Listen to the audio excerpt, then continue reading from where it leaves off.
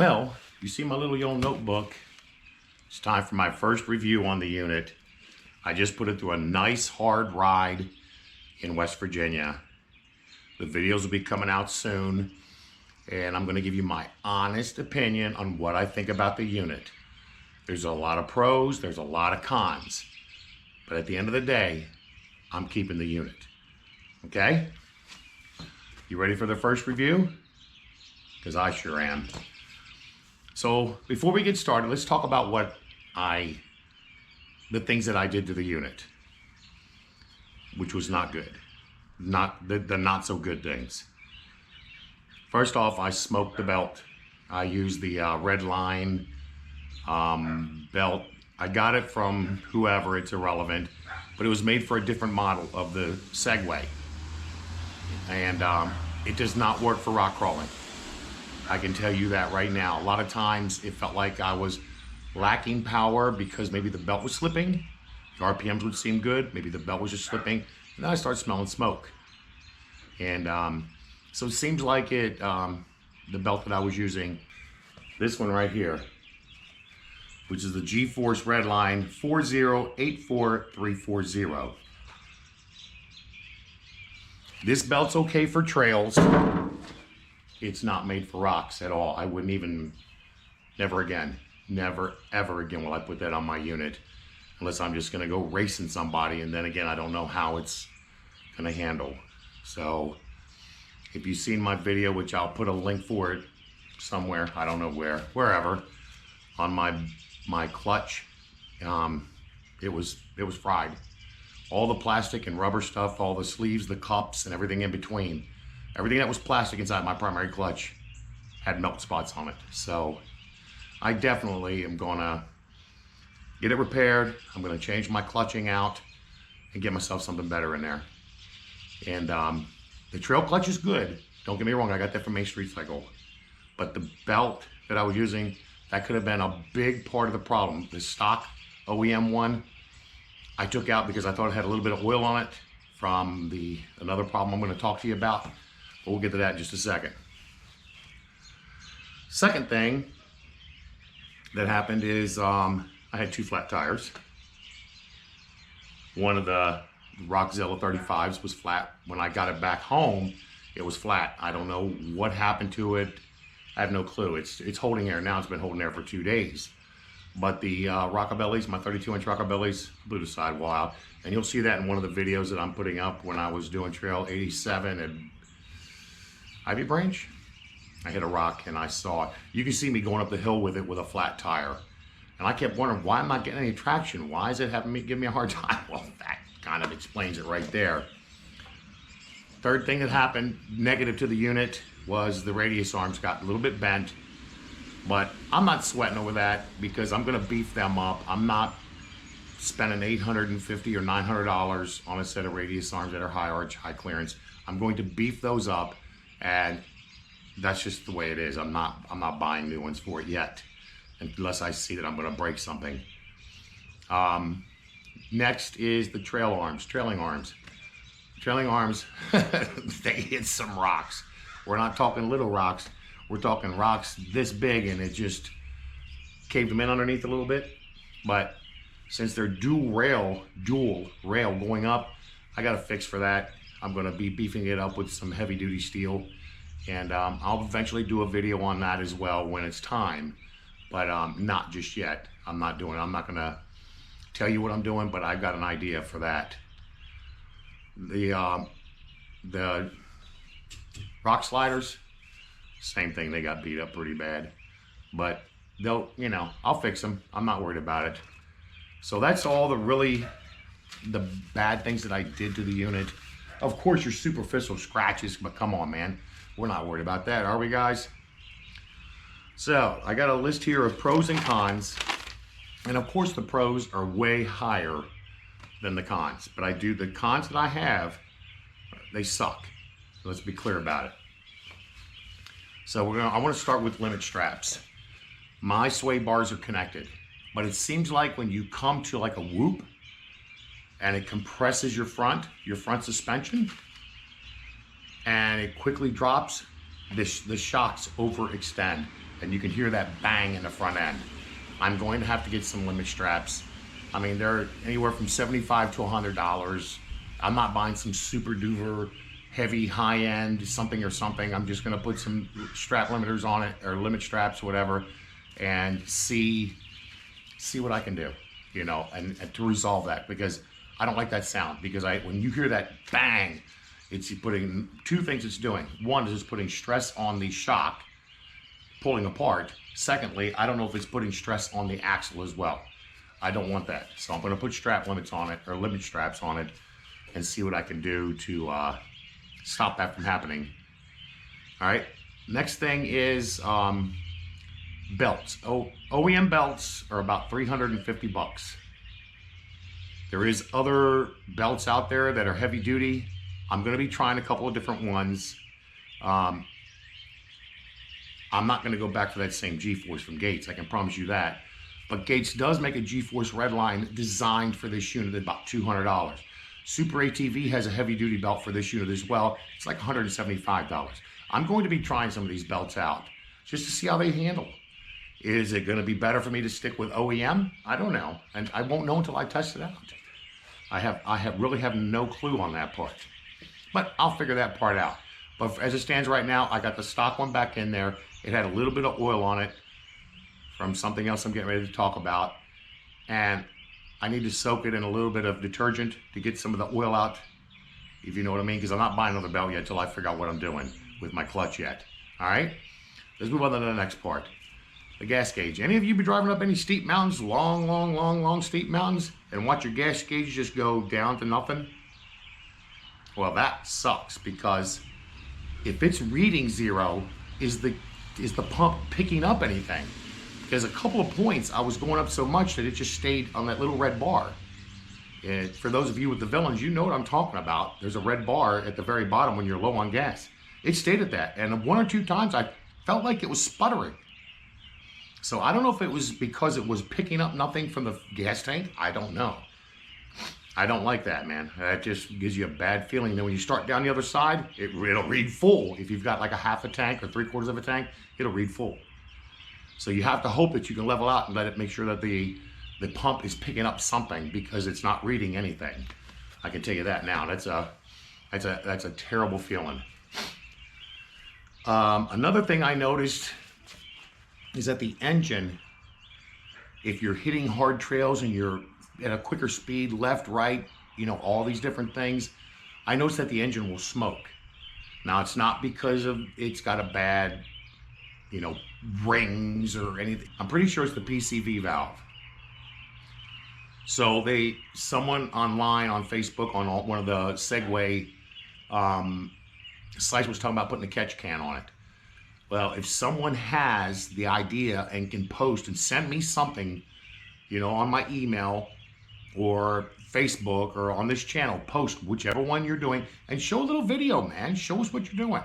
I like to know how to fix that, because that sucks. It's kind of embarrassing too, man. You know, I've got my brother behind me, or, you know, and then I got Gary Vicky behind me, and you know, you got smoke coming out of the back of the unit because you're racing and you're swerving back and forth and hitting turns, and then it starts smoking a little bit when it's, I don't know why it does it, but it does. The last thing I want to talk about on that is the clutch seal. On one of my videos I posted when I was changing the clutch out, I was wiping out around the transmission seal, or the rear, what would be the transmission seal. The seal was dripping oil. I'm going to pop it out and take the words from a wise man, take it to like Napa. I'm not going to go to Advanced or AutoZone or anything like that and get another one. I'm going to go to like Napa or something and see if they can get me a part that matches it. You know what I mean? That I can get that replaced, because that oil coming out it's not supposed to, man. So I'm always worried, so I'm checking my fluid all the time while I'm driving, because I'm not taking the cover off of the CVT every time I'm, you know, I feel like something's wrong. I gotta, you know, so when I got home here and I took it off when I was working on my clutch, there was oil in there again. It wasn't a lot, but it's enough, and it's leaking, and a leak can only get worse. So I'm gonna have to resolve that one way or another. If you guys have ideas for that, or you already have a part number or something, post it to me. Let me know what it is, man. And I'll share it with everybody so we can get this resolved for those of us who own the Villain. I don't know if that happens with the Fugelman or anything else, but I think it's the same engine or close to it or whatever. But if this one's doing it, I know I'm not the only one having it happen. It just can't be.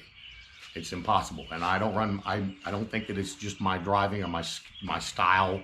Am I hard on the unit? Yeah.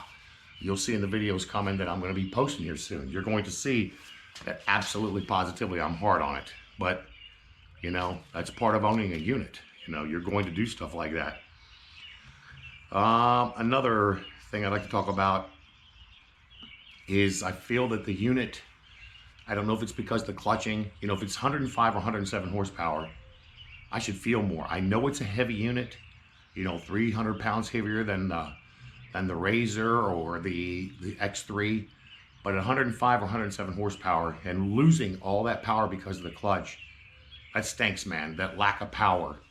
And dude, some of the stuff I'm going up, man, I need that power. I need it now. I don't need it when I get to the top and I'm crusting over a mountain, man. It's just, that's not the time to have that power. You want it when you're starting up that hill and continue the whole way up. I think clutching is going to resolve that and give you that power back that you're losing from the motor through the drivetrain to the back wheels. Somewhere in there's a gap, man. And we got to get this back up to 85, 90 horsepower versus where it's at. It's just, it's not acceptable, man. Something's got to happen with it. And it's what MSC and Vontae Verico and all of them are going to be doing or are working on now to get this resolved. We need more power to the wheel. If we got 107, we shouldn't be losing 35 horsepower at the wheel, you know, and only getting 70 to the wheel. That just doesn't make any sense.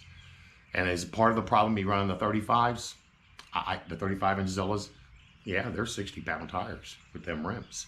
They're extremely heavy. The 32s are a lot lighter, and the stock 30s are even lighter than that.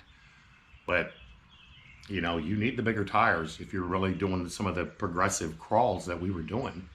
And West Virginia is a great place to test them out, man. You know, test out every bit of this thing. And, you know, the videos I'm going to be showing you guys here soon is going to show you, but you're going to have to physically look and see how steep some of these climbs are that we're hitting. Even though it may look level, it's because we're holding the camera a certain way to match the elevation. These hills that we're going up, some of them are just, they're like that, man. I mean, really, you need power to get up them things. And if I'm not connecting because my 35s are too big for the unit and it can't handle it, that sickens me inside. So whoever's going to decide to get the clutching right, which it's going to be either MSC or it's going to be Ville, you know, Vontae Verico, one of them's going to get it right. I'm sure of it, 100% right. And so anyway, we'll move on from that now. Okay, let's talk about some of the pros. I think I've complained enough about the unit. Pros. The very first thing I'm going to say is it's the most comfortable ride I've ever sat in. There's zero rattles. The miles I put on, I don't have a high lot of miles, and I'm not turning it on to see what it is, but it's under 200 miles. I rode for 4 days in West Virginia, and you know, 30 miles of rock crawling and stuff in that in a day is hard to do when you're getting beaten to death. My buddy Gary, he's on that little 500, man, and he went up every trail I did. Of course, he had to be winched a little more, or a lot more than me, but keep in mind, he's on a 500 CF moto, man. That thing that's bad to the bone. That's a little billy goat, man. But, you know, to do 20 to 30 miles in a day is hard when you're doing that much climbing, and you're beating and abusing your unit. So I'm never going to get high mileage on my unit because of what I do, but just fine. But it's going to be hard miles that are put on it.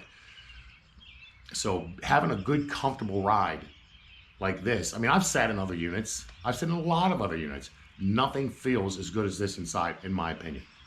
The only thing close to it would be an X3. But I don't want to spend $10,000 more to get the comfort. I would get the more power, but man, comfort to me is everything. You know, I'm 5 foot 16 inches and I'm 275 pounds, man. I need some room.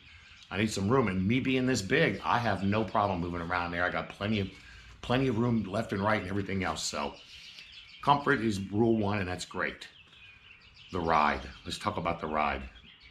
Stable.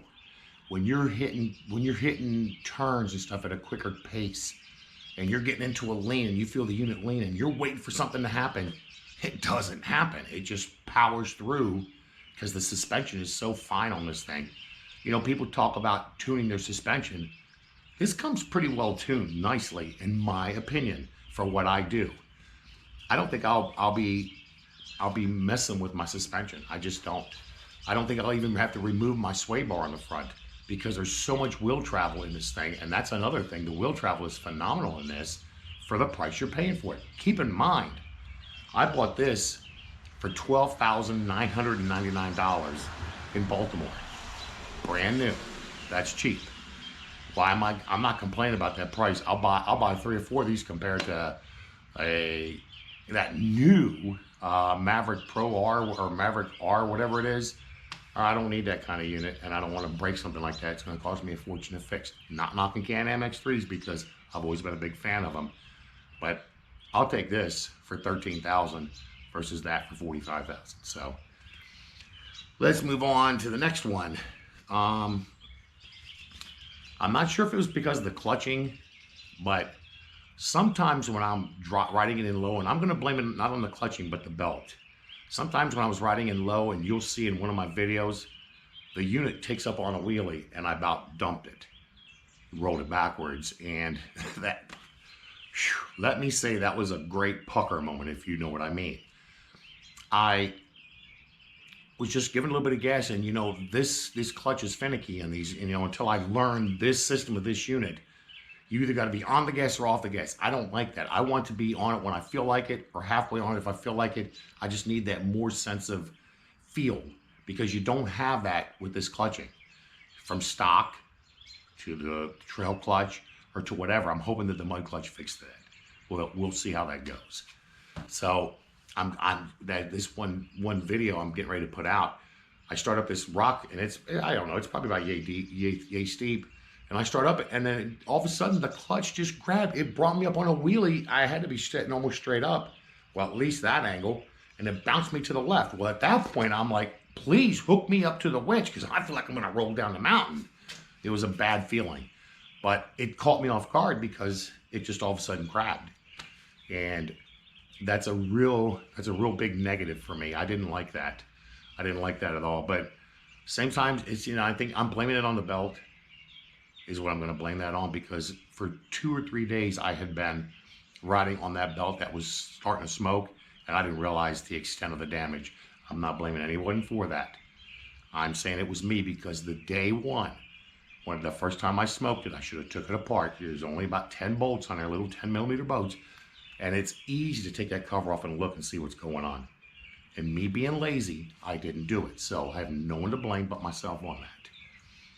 So let's move on to the next thing, the width of this thing, the stance. You know, I'm about 75.5 inches to 76 inches width on this with the 32s, or I'm sorry, with the 35 Rockzillas. And man, that's a really nice stable wide. Keep in mind, the wider it is, the better it feels when you're on your placement. But that's a false set of security. Sometimes you just gotta still gotta fit through the trails. But don't get it, I don't want you to think that that means you're invincible to everything around you, because even this, with the 102 or 103 inch wheelbase, whatever it is, I still brought it up. No matter how wide you are, you can still roll with any unit. But it is nice to have that extra width, because it feels really good when you're going off camber around a hill. The sure footing of the climb, man. I mean, this unit is just, it feels good when it's doing it. You're hitting the bumps, you're jumping on the rocks, and your suspension is flexing. And it plants good. You don't hear the rattles. There's nothing going on. The only thing rattling is whatever you got laying in the unit. That's all that's rattling. I mean, it's just a great ride all around. I mean, I wouldn't trade it for nothing. My moto, I love that 950. If the motor would have never given me a problem, I'd have kept it, and I never would have been able to enjoy the ride I'm getting now. And that really stinks, because I like that unit. It looked bossy. It was like a Chihuahua with an attitude, man. I really liked that unit. I hated to get rid of it, but couldn't trust it no more, you know. Even with the brand new engine I got in it, I had a brand new motor in it at 450 miles. Even with the brand new motor at 610 miles, I got to get rid of it because it kept stalling and overheating with a brand new motor, and that shouldn't be happening. But not everybody has bad luck with CF Moto. I'm not going to bash CF Moto because I still love CF Moto, just not the unit that I had, unfortunately. We've already discussed the wheel travel, I think. Well, anyway, if I didn't, good. The wheel travel on this is great. We have 18, 19 inches, whatever it is, 17, 18, 18, 19, whatever it is. That's important when you're crawling over them rocks. And the ground clearance is important when you're crawling over them rocks. It wasn't enough, though, because I still beat my trailing arms, my radius arms, my rock sliders. They all took a hit. My A-arms in the front didn't because of the covers that I put on them, and then the skid plate, which I got from MSC, you know, the metal skid plate that covers everything up except for the differential in the rear. I've got enough steel to make a cover for that, and I'm going to do that myself. Thank God I didn't blow that out while I was down there.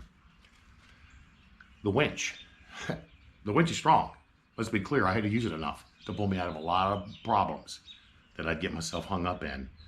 And gotta love the winch. That's a pro, man. The winch is nice and strong. I don't like the steel cable. I have a 9,000 pound blue rope I'm gonna be putting on it, which I've been saying that for a long time. I bought it for the CF Moto 950, but I never put it on. But it's going on this for sure because that steel one keeps hanging up. As many times as I pulled it out is as many times I had problems getting it out again because it just kept hanging up. And that stinks. All right.